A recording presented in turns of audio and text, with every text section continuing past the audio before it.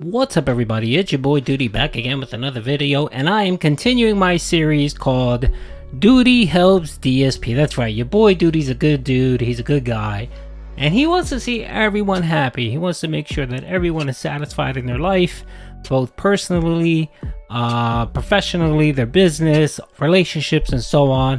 And I just believe that I have the life experience to help out our boy DSP. So this is the third episode in the series that I am going to focus on helping DSP with his marriage. Now, as you guys know, many have speculated that Phil and Kat live a marriage of convenience, where essentially they both live together as roommates and meet each other's needs, or as minimally as possible.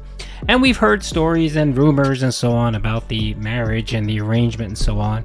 And simply just the words from DSP, whenever you hear him talk about his wife, you know, it's never really in a flattering way, unless of course something happens where you get the feeling that DSP has to kind of make amends for something he did, and then he overly praises his wife, very similar to what happened last week. Many speculated that there was maybe a divorce arc going, and that was the reason why Phil didn't want to talk about it, and why he went out of his way to shower praise on Kat, which is very odd. He's typically talking about her and makes her look very dumb, very derogatory, and kind of brings her up whenever she screws something up. Like when she breaks something or when she burns something. You guys know, you guys watch the content and know. So real quick, I wanted to show a quick article regarding divorce. Now, many of you always cite the statistic that of all the marriages, 50% of marriages end in divorces, which is kind of true. It's a little lower than that, but I'm not going to argue that point. So according to the National Centers of Health Statistics, this is derived from those statistics, and I pulled it up and confirmed it's accurate. About 50% of marriages in the United States end in divorce. The interesting thing is that about 80% of those divorces are initiated by women. Yes, they are initiated by women. And there are tons of speculations on why that could be it. I mean, it just simply can be because men just don't like change. Men are content. Men are easily content. And it's true. Most men, you know, if you have a quiet home, you know, you have a nice house, you have an okay job, you have a loving wife and kids, you're typically going to be happy and you're typically going to be satisfied. And it doesn't take much for men to be satisfied. And I'm not denigrating my ladies out there. You know, I love you guys. I respect the women's. I do. The whammons. I do. But you know, in this age, let's focus on this age. It's much different than our grandparents or parent age, where, you know, most women stayed home. They were housekeepers, and they depended on their husbands to provide, you know, for them and their families. And it's much different now. Nowadays, women typically work. They also help raise the children, and there are a lot more responsibilities financially on women. So of course they feel like, well, you know, I'm pitching in. I'm doing 50% of the finances. You know, you guys, men should help as well, and I agree with that myself. I'm very supportive of my wife. She works. We both do kind of 50-50 with raising children, housework and all that stuff, and it's a partnership, so I completely understand that. And it was much different back in the day. I remember living in my household, and it was different. It was very traditional in the sense that, you know, the fatherly and motherly roles were kind of established. But it's a lot different now, and it's so much easier now to get a divorce. So this statistic here just kind of really popped out, where 80% of divorces are initiated by women. And in my experience with couples that I've known, that seems to be the case. Most men do not want to get divorced, regardless of the case, regardless of whether they're not completely happy or content. They will stick around, especially if there's children involved. The men will typically stick around and try to make things work. And I find, with my experience and the relationships that I've come in contact with where divorce has occurred, which is a lot of them, it's typically initiated by the women. And not to say that they're blamed for it, it's just they're the ones that are willing to step out of their comfort zone and make changes for the betterment of their lives and their kids' lives.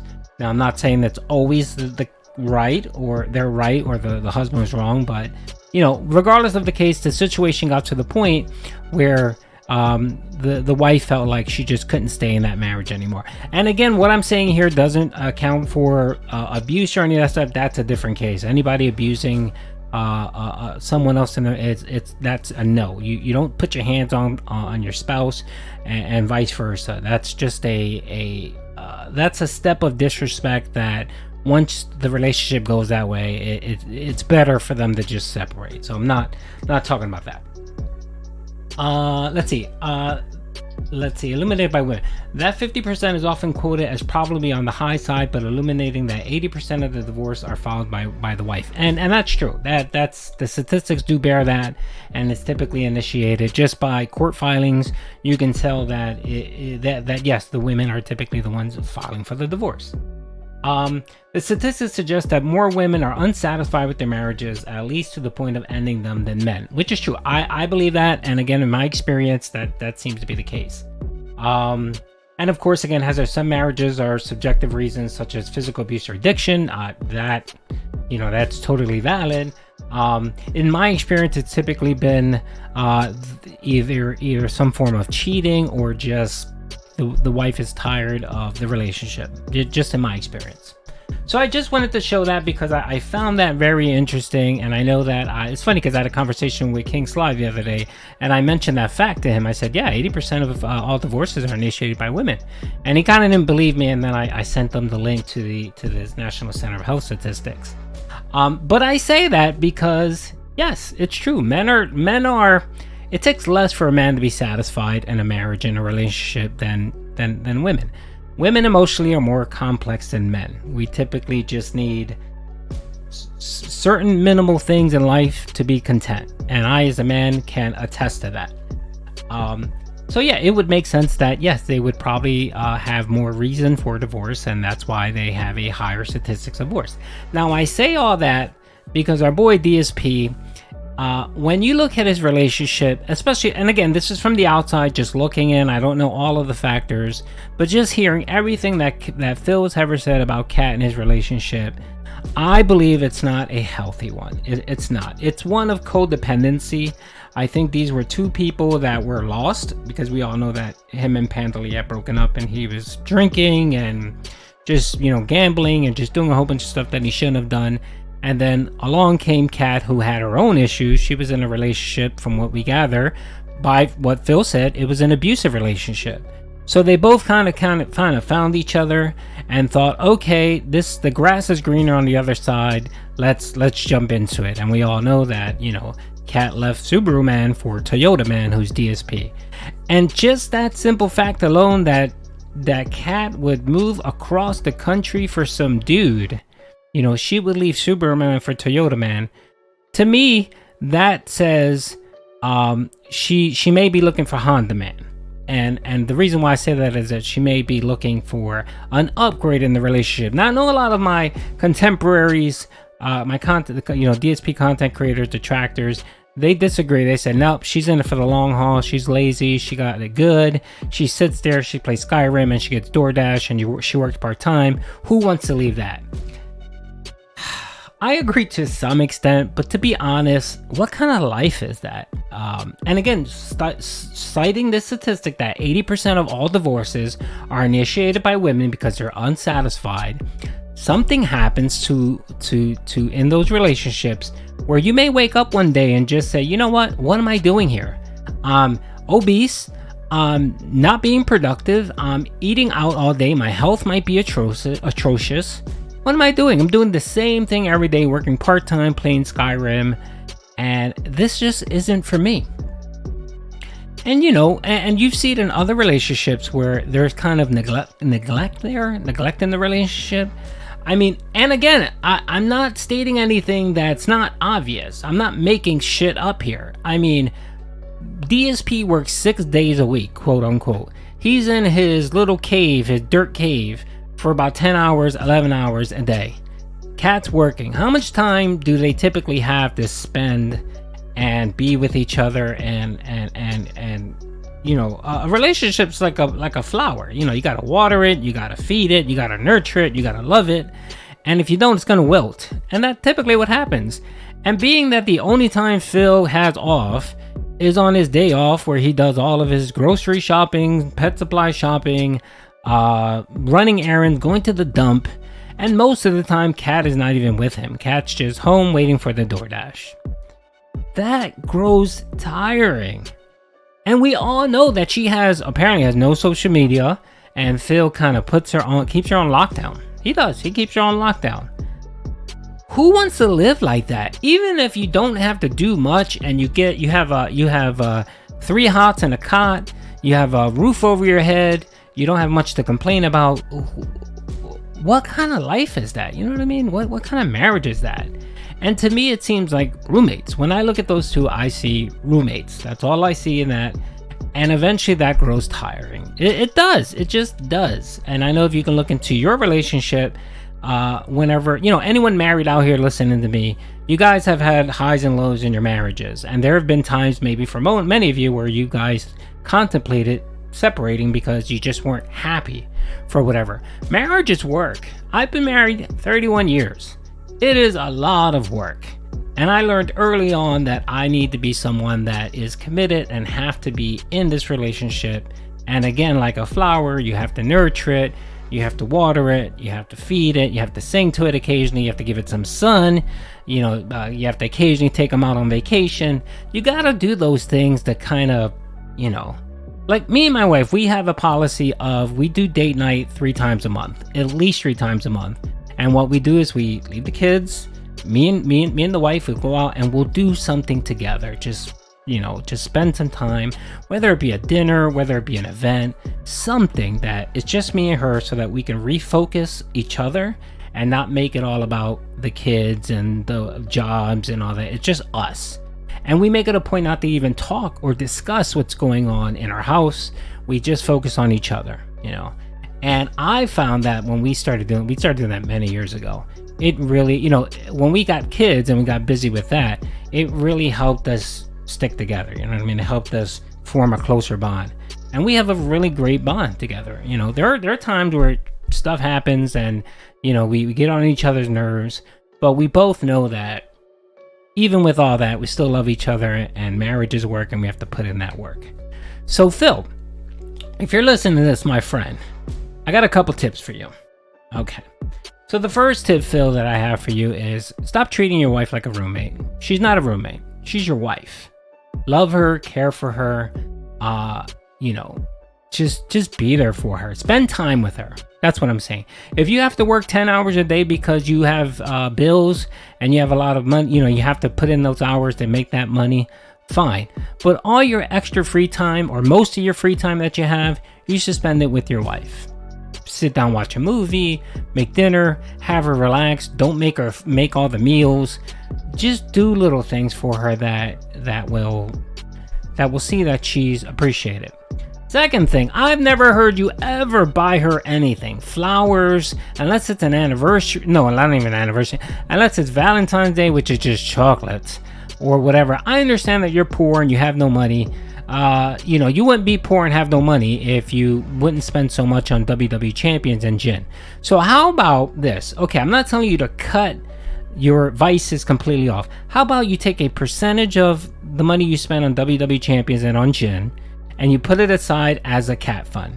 And what you do is maybe once a week or once every 2 weeks, you buy something specific for Kat, something she likes, a t-shirt, some flowers, something. Take her to the movies. I know you bitch about how expensive it is. Take her to the movies. You don't have to buy popcorn and food. You can bring some candy and maybe bring in a water or soda. You don't have to pay out at the movie theater because you're at the movie theaters. And you can go on a matinee. Just push one of your streams to a later period. Go catch a movie, say at like, you know, whatever. If you start streaming at 10, 11 o'clock, push that out to maybe 1 o'clock and then go see a movie with her. I'm sure she would appreciate that you would take time off to spend it with her. Okay. The next thing I would suggest is stop talking about your wife so negatively on your streams. It seems like the only time you talk about her is when she does something stupid, when she breaks something, when she burns something. I would never in my life tell anyone, whether it be friends, family, online, anything remotely negative about my wife. I hold my wife up in such a high esteem that I would never tell someone when she did something dumb or she made a mistake. I would never. I praise her every time I can. When someone talks about something or we're in a topic, I try to praise my wife. And if I don't have anything to praise, I don't say anything. I don't. It's just a thing. And my wife does the same exact thing. There have been times where I've screwed up and my wife has never uttered a negative word to her friends, family about me, or even to my family about my wife, about myself, because she feels that it's no one's business and that she'd tell me, she was like, I'm never going to tear you down no matter what you do, because you're my husband. I choose you. And she always says, how stupid do I look that I'm complaining about something you did? She says, I'm the idiot that married you. So I would never denigrate you, talk trash about you or anything. And we have that commonality. And we do it with our kids. I would never say anything remotely bad about my kids to anyone, even if they're struggling or doing something wrong. I praise both my kids as much as I can. And it's not like, oh, they're the greatest. It's, oh yeah, my daughter's doing really good. She's in school. She's such a great kid. She's a kind-hearted person. Just those type of things to build her up. And I do it in front of her. And I do the same thing with my wife. And it's just something that it's the little things. It's those words. It's words of affirmation. The other thing you need to do is you need to find what her love language is. And I don't think you care or even know what that is. So there are a multiple of love languages that people like. For example, my wife's love language is physical touch. She likes to be hugged, and not anything. She likes to be hugged. She likes me to go up to her for no reason and just give her a hug, give her a kiss on the cheek, put my arms around her for no reason. She loves that. She loves that. That is her love language. My love language is positivity. So, like, not that I need someone to say, oh, you did a great job, you know, if I flush the toilet or whatever. No, none of that. But if I do something or I go out of my way to do something, I like it when my wife says, hey, thank you. I appreciate that you did that for me, or I did that. And I'm saying, oh, it's not a big deal, not a problem. You're welcome or whatever. And that's it.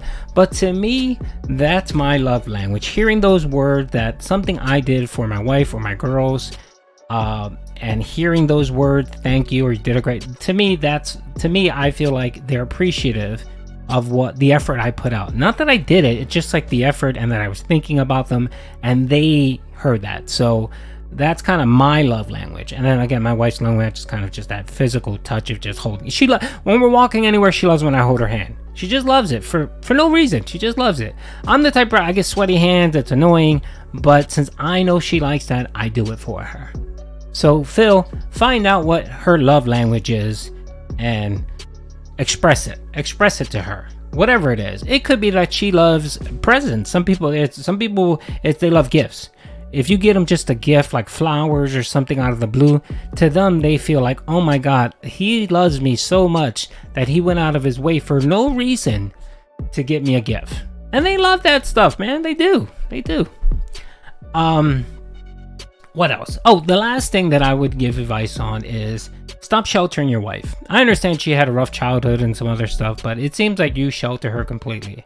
And from what I gather, you know, she has a little bit of craziness in her family, which we all do, but I think you need to start letting her expand her horizons. And you probably don't do that because, of course, you're worried that maybe she might see the relationship that she's in now. And like I said previously, she may leave, like she left Subaru Man for Toyota Man, she might leave Toyota Man for Honda Man. But you can't keep them locked up, Phil. You have to let them live their lives. And if that's something that they do, it's something that they do. But they need to be able to build personal relationships outside of the relationship between you and her. I know you say she's your best friend. That's all you need. You don't have time for your other friends. That's why you never tried to cultivate friendships. That's stupid, Phil. That's stupid. You're talking to someone that's much older than you. That is stupid. You need at least one or two friends that you should have outside of your marital relationships and do things with. You should. You shouldn't just rely, because that's a burden you're putting on your wife that she can't fulfill. She can't. And it's not cool for you to do that. You know, make her meet every aspect of your emotional needs. It's wrong, Phil. It is. So I would suggest you guys open the horizons and spread your wings and cultivate new relationships. Maybe you cultivate a relationship with another married couple, and you guys can kind of hang out and become friends. And you know, that just helps. It helps the marriage. My wife and I, we have a couple friends. They're couples. We know them. We occasionally do stuff with them. We hang out once in a blue moon. You know, and we're just friends, and it helps. It's something to you're able to rely on them, especially if you guys are like equally yoked, which means you guys have the same beliefs, the same thoughts, lived kind of the same lives. It's really helpful. So anyway, that's my advice for you, Phil. Hopefully you take it. Hopefully you and Kat can mend that relationship and we can avoid divorce arc. Anyway, hope you guys enjoyed the video. Peace out.